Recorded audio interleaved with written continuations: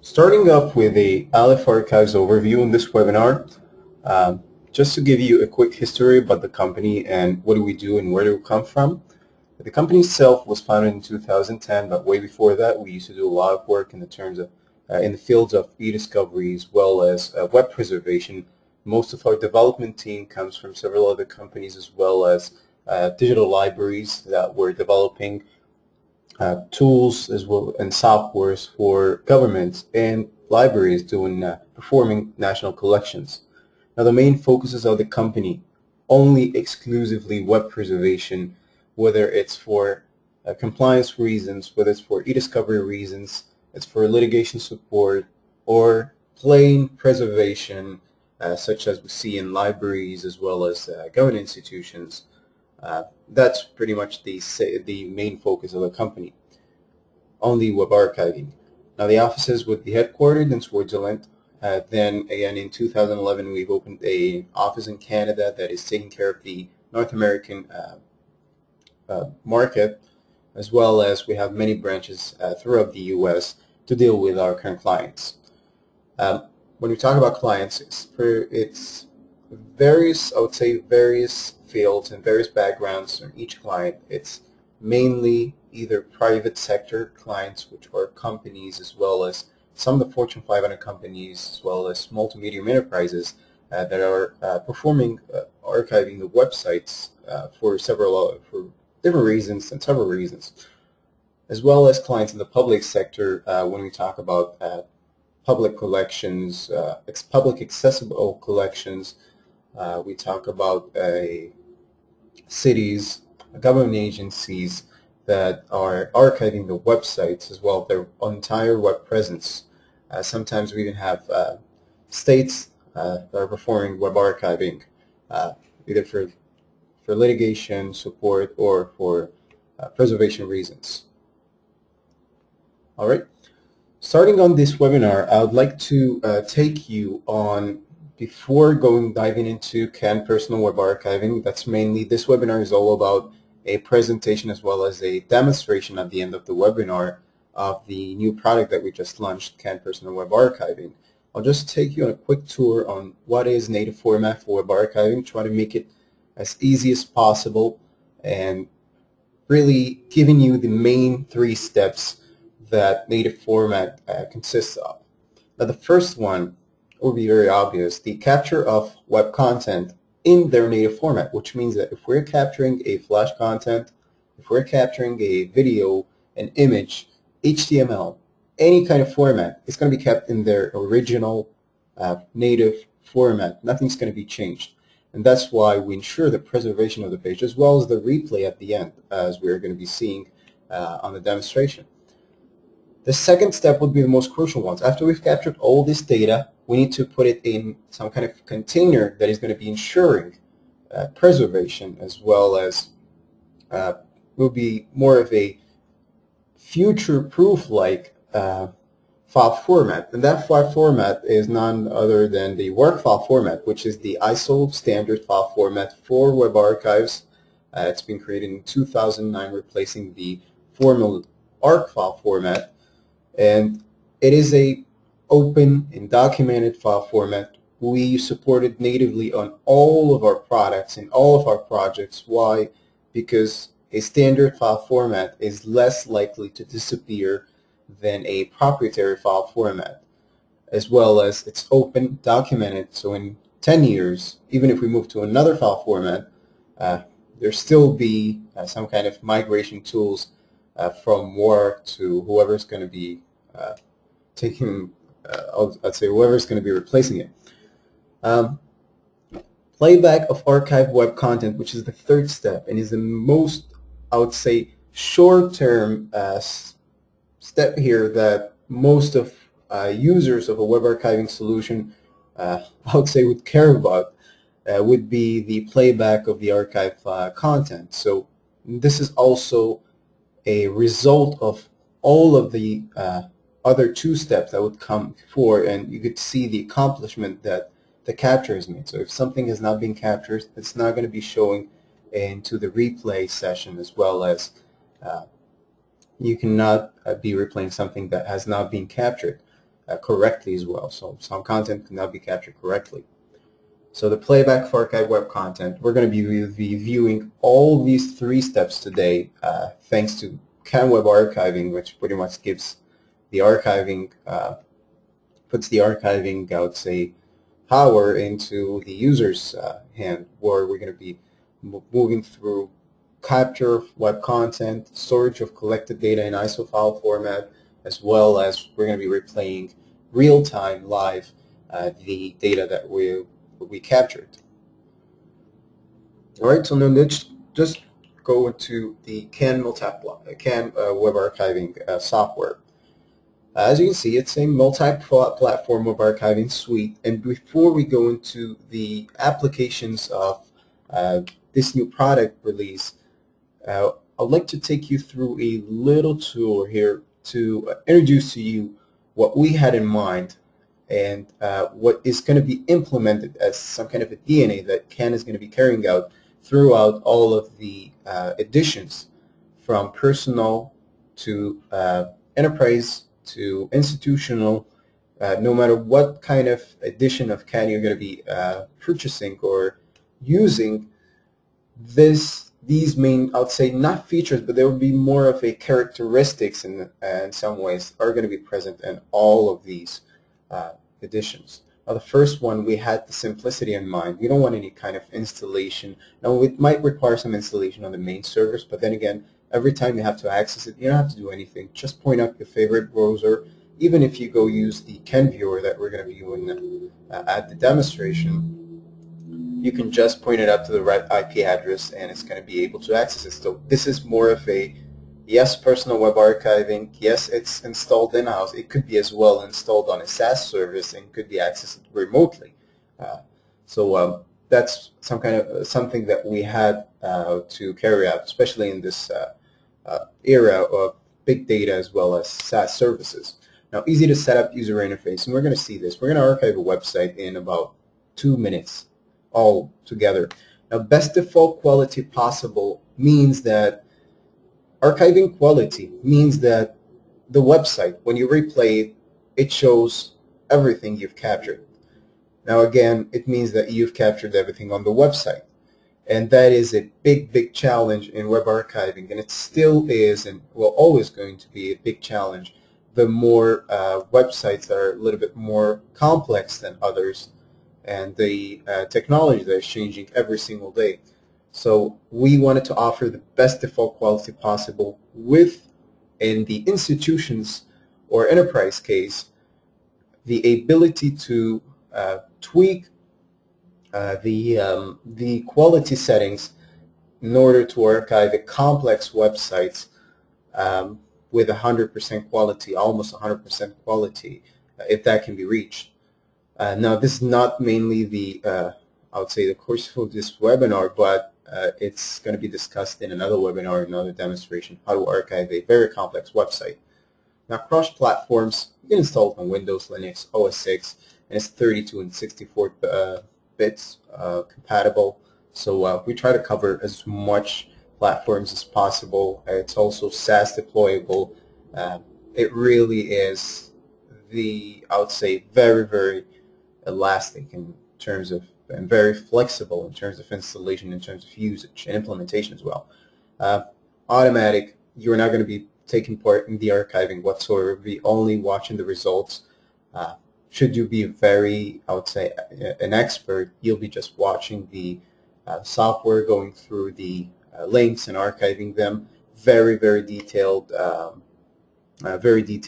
metrics are available for experts, but mainly for any kind of user, you would just be setting up the software and let it run, and it's going to take care of the rest for you. It's all simplicity in mind. Now let's go into the different application of CAN. Now, CAN can be used for different reasons, and we're going to just explore the main ones that we're going to be users of CAN are going to be aiming for. Now, the first one would be, how can an organization be compliant using CAN? Here we talk about compliance, about either complying with an e-record keeping rule coming from an external organization such as SEC, FINRA, HIPAA, as well as all the other FDA, all the other regulatory agencies, or complying with your own record-keeping policies that are in-house, that are intern to your organization. So we took the main requirements from these regulatory agencies, as well as from the e-record keeping rules that are inside the companies, well, inside the entities, and we sort of seen these requirements. Now, we'll go through them quickly because they're very, very, very well known. It has to be non-reviewable, non-erasable storage format. This has been taken from the SEC rule, but should apply to any kind of rule. You wouldn't want to be touching anything that you have to prove that this was captured as in a particular time and date. Now, the idea about that is write once, read many. Digital signature and archiving, timestamping. This just to prove the authenticity of the, in our case here, it's a web page or it's an entire website or domain. Now, downloadable and exportable archives, if possible. Some data cannot be exported, such as Flash, but all the rest that can be exported, we offer the option of exporting it. Now, easy access has to be whether for auditors, whether for e-discovery professionals, and I can see that many of you are e-discovery professionals, and this would be a major, I would say, asset in terms of accessing the data. It has to be accessible remotely, has to be accessible from anywhere. Should you be granted the access, and you could be just viewing the website that has been archived, and be sure that what you're viewing are coming from the archives and not coming from the live. And this is something that I'll be discussing at the end. Now, these are the requirements, and then again, these are the implemented features in CAN that is trying to ensure that these requirements are met. Now, the digital signing and timestamping of all captured resources. When a work file is created, when the website is captured, every single link, every single resource is hashed as well as timestamped. A storage in work file format, it's a standard file format. Everything is open, everything is documented. So it's a very, very good way of proving that the data is being captured and it's not going to be altered. What we offer, this is exclusively in Aleph Archives, one-click PDF export. You can export any kind of page that you'd like in PDF format, having its own digital sign. You can have this digital signing as well as the timestamping on the website. Then once you're on the desired timestamping digital signing of the website, just click on the button and you get the PDF export. Crawl frequency scheduling, automatic crawls. In a case of a compliance where you have to comply with a certain rule that dictates that you have to archive your website every single day, every single daily change, this is implemented. The scheduling is there, and I will show you in the demonstration how you can schedule a website, set it up once, and let it run for infinite period of time. You can run daily crawls for about 2 years. I try to automate everything, as well as some of the rules that dictates that you have to archive your website, sometimes as well a couple, 3 times a day, depending on your changes. So it really goes from a website to another. So this is mainly the first application of CAN Personal Web Archiving, where it would be used for compliance, regulatory compliance, for e-discovery, and complying with the e-record keeping rules. Web archiving would be either used for this matter, or it could be used for other matters. For instance, here we're going to look at the biggest, and I would say the second biggest reason for acquiring a web archiving solution, and it would be in using it. And I could see many of you are coming from institutions today and using CAN in institutions to either create your own collection. So it could be just a corporate archivist trying to archive all of the company's history, everything related to the company. It could be as well an institution that would like to make accessible content to the public, to the users, such as museums, libraries, national libraries. You would have nationwide collections and would make them accessible to the public. Now, CAN, as opposed to a enterprise-grade web archiving solution, just like ours, Kama Cloud Web Archiving solution, offers this possibility and is very, very flexible in terms of using it for just a compliance and having this enterprise-grade touch, as well as using it into institutions where it's open, it's scalable, it gives access to anyone, ensures so what are we doing here? It ensures that what you're viewing comes from the archive. So we're pretty much addressing most of the challenges that the web archiving community is seeing, and we try to address them, as well as find, I would say, the best, I would say more of a finding what would be the best of both worlds. It would be either focused or broke crawling, where we only focus on one website, or we archive 100,000 domains, and we try to put that all together in one single software that would give us both worlds, best of both worlds, sorry about that. Now, the institutional web archiving here, what do we offer in terms of options for institutions, for corporate archivists, for anyone that desires to archive a website for, I would say, digital preservation reasons, a scalable architecture, and it's ready for really large pro crawls. So it's ready for millions and millions of injected domains to be crawled at the same time, providing that you have the right amount of machinery that would be required in this case to run these millions of crawls. And I will talk about the resource usage at the end. Tools to improve archives quality.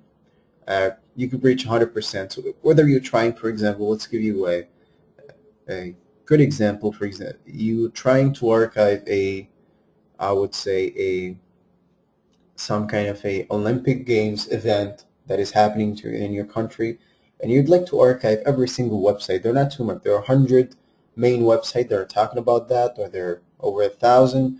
There are not millions of pages, and what you want to do is archive those pages and preserve them with the best quality possible. You don't want any missing links. You don't want a missing picture of someone holding a gold medal, anything like that. So we offer you tools to work on the quality, as well as analyze the content and see that what you've archived has reached the best quality, I would say, possible, and it's really depends on what is acceptable to you as a quality. Now, the native support of the Word file format is a must-have in any case, whether it's institutions, whether it's for companies. Word file format is the way to go for web archiving. Now, low resource usage. This is some kind of what CAN brings to the table, other than the easy to use, the quality, the new ideas, as well as the new coding style, the low resource usage. This is going to show whether you're using your 3 to 5 year old laptop to archive 2 websites at the same time, or one big website, or you're trying to archive 100 million domains, for example. This is going to be I would say, a large, very, very large asset when it comes to, let's say, saving disk space, well, saving more of a CPU, RAM, disk space. We offer deduplications during the crawls.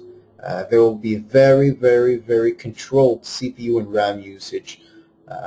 You really are master of putting what kind of resource you want CAN to use, and it's not going to use more than that. So it really is very, very, very low resource consumption software. Now, we're going to be moving to the demonstration. It was just a quick lightning, I would say, well, very quick demonstration. Not more demonstration, but very quick presentation of the different options that you're going to be using CAN for. There will be more than that, and each one has its own, I would say, usage ideas. But the most common ones that we see, and we've seen since the company was founded, was either it's for web preservation and for compliance reasons, and both of them has been addressed. You can acquire CAN, and if you're interested into both of them, just like the institutions that we deal with, it will be the best fit for you. Now, fast native format, native playback for web archives. What does this mean? This is the CAN viewer. It is a component of CAN, but then again, it uses the Cobalt playback engine, which is, well, could be compared to the generously provided Wayback Machine from Internet Archive, which has been working for years, and it's incredibly good. Cobalt uses a different approach where it's more about simplicity and a lot of speed. It's a brand new software. It's 2013, so it really cannot be compared as well, but it still is very, very, very powerful tool if you want to have millions of data that you'd like to play back to the public. And then again, there's very, it offers some kind of flexibility when it comes to playing back the archives. That's what we're going to be viewing today, and this is implemented into CAN. So what do we offer when you get the software package is we offer the entire suite where you get the archiving software, the playback, the work generation tools, and all of these are separate. I would say they're separate components where we provide those components to institutions so that they can implement them into their infrastructure.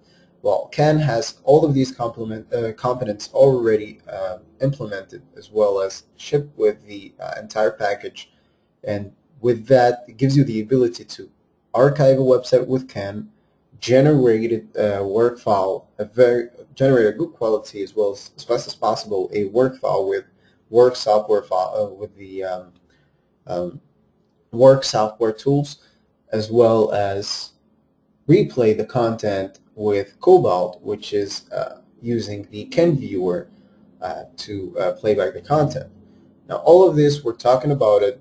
Let me just take a couple of minutes here, start my instance of CAN, and just walk you through a little demonstration. Be right back.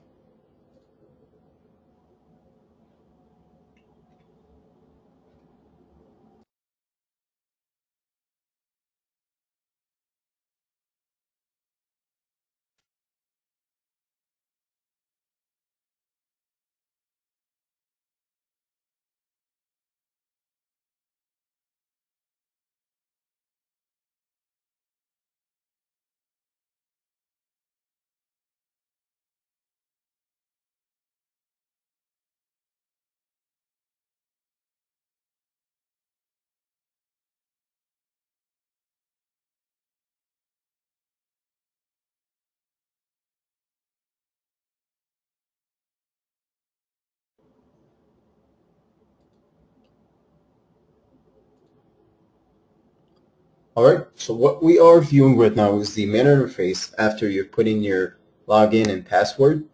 As you can see, we've used the web interface approach to make it SaaS. I would say more of a, let me just get this out of the way,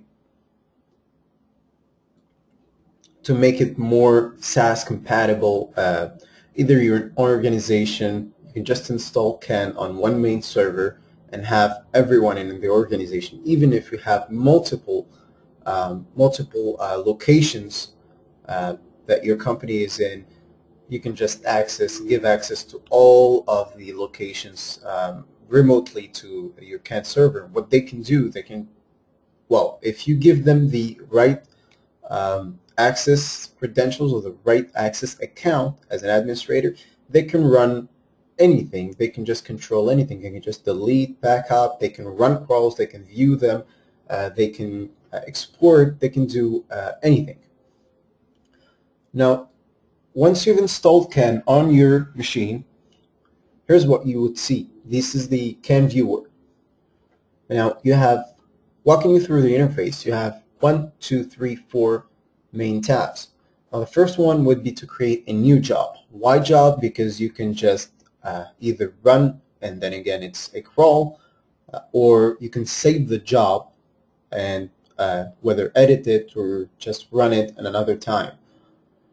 Pending means that all your saved pending jobs, running, what is running, and then completed, all of the completed jobs will be there. For example, here I have some completed jobs where you could have some metrics as well as some analytics and statistics on how long it took, as well as the number of pages discovered and archived, and you can view the quality. It's very, very transparent in terms of quality. It tells you we've discovered 1,000 and there'll only be 900 archived, which means that you didn't really quite get the 100% quality, and you should try again with better settings. So the transparency is in there, so everything is shown, and we try to give you as much possible, as much information as possible on your crawl, because you'll be the only one running these. Now let's show you how easy it is to archive a website with CAN. Now open the new tab, go ahead and put in your, let's do it this way. Put in your URL, whether the website, here we're going to be archiving kintago.com, which is a website of ILF archives. Okay, here you can see that I didn't quite put the www or the HTTP, all the domain. The software is going to take care of checking in the links for me and adding what is necessary for that. Now let me give you another demonstration here, very interesting. Let's say I want to archive a social media site. I go on Pinterest, for example, .com, and then let's say ILF archives. Now it detects that it's a social media site, and you can see at the bottom it's saying starting URL belongs to a social media website, which strongly advise you to set the scope to path. And all of this, you can see this in the documentation once you acquire the request to the trial, but you're not left on your own. It is intelligent enough to and smart enough to know what you're writing is not going to be giving you any kind of good results, and that you should set the scoping and you should set this. Really refer to the documentation if you want to know how to archive a social media site once you request your trial, and then again it's going to take care of the rest. Let's come back to our website that we want to archive, kintago.com. Alright, the naming the archives is the second step. Let's name it Kintago, and that's it. Well, okay.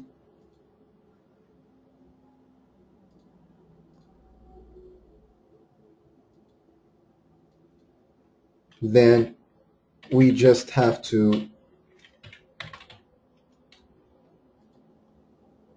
click on the Run button.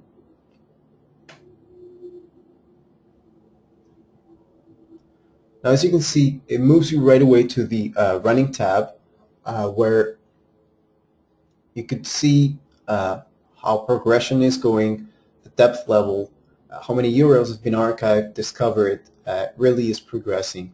Once you click here, you really can see the resource consumption. It is 40%. I only have 4 gigabytes of RAM on this machine, so you can see it's very, very resource consumption. You can run multiple applications at the same time, and it's always going to be, I would say, very, very, very minimal in terms of consumption. Now our crawl will end it. This is a very small website, but then again, you can see that our crawl ended. It moves on to the completed tab, and it gives you the due. Why has it ended? Here in this particular case, it reached the max level of depth, which was 2. Now you can refer to the documentation to see what means the level of depth means, as well as how to set it up for different websites. Now the options are, once it's completed, the export. You can export a CSV, which means some kind of a digest of all the archived links and resources. The specification of the particular job, we either can export them from here, click here and get them, or have a database of the entire job specification, as well as the resources that have been captured, and finally the work file format, which will be needed to replay the website. As you can see here, it's not quite green yet, but then again, once the work file format is going to be exported, this is going to turn to green, as you can see now, and I can click on the view button and view the actual archives. As you can see, this is the website, and I'm browsing it right now. I would say offline. And what you're viewing here, one of the main particularities here are once you're viewing something in CanViewer, this particular CanViewer is not allowed to go on the net, which means that if I put anything that is not existing into the archives, any kind of URL, it's just not going to show it. If I go here, google.com, Ego tells a resource not found, which means that there will be no mix-up with the live. There will be nothing that is going to be showing from the live. What I'm browsing here, I'm browsing the entire website. Everything's been captured. Again, this is this very small website, but I have some other websites to show you. Now, this was, I would say, more of an in-depth look onto how to archive a website, but then again, it took about a couple, I'll say 30 seconds, and that's what it should take you for a small website. 36 seconds to be precise duration here, you could see. Let's walk you through some of the other archives that I've done prior to this demonstration. They are a little bit, I would say, a little bigger. Let's go on pagination here and show all of them. You could see they're different sizes, 123 megabytes, 150 megabytes. I will go, for example, and open Pinterest as a social media example, and you can see that Pinterest has been captured perfectly. Everything is moving. Then again, if you go on the depth level, it's going to be clickable, all of that. So I pretty much was amazed the first time I've seen this kind of quality. Go into this website particularly, I just found it this morning, is a very, very, I would say, complex website in terms of being HTML5 complete for, I would say, website. Then you could see that it has a lot of animation and content, and some would consider this being some kind of a challenging website, as well as these kind of sidebars here. I've been told that these are very, very challenging to get because they're dynamic. All of this website is dynamic, and you can see the quality of capture is spot on, 100%.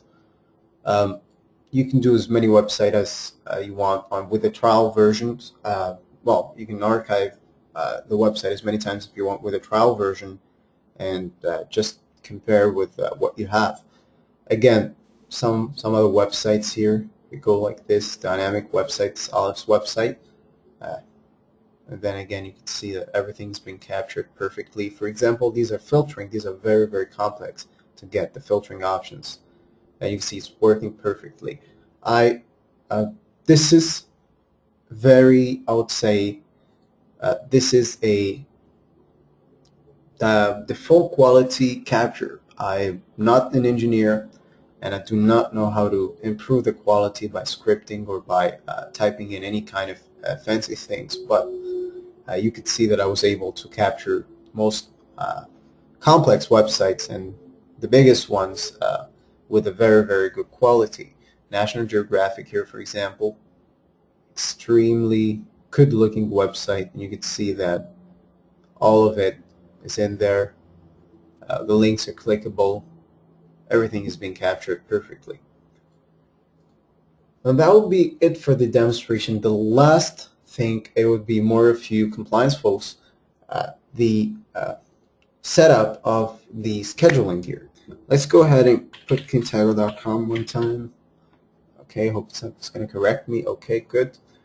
Then go name it on daily, for example. We'll name it daily. And you have a button here, scheduled to run.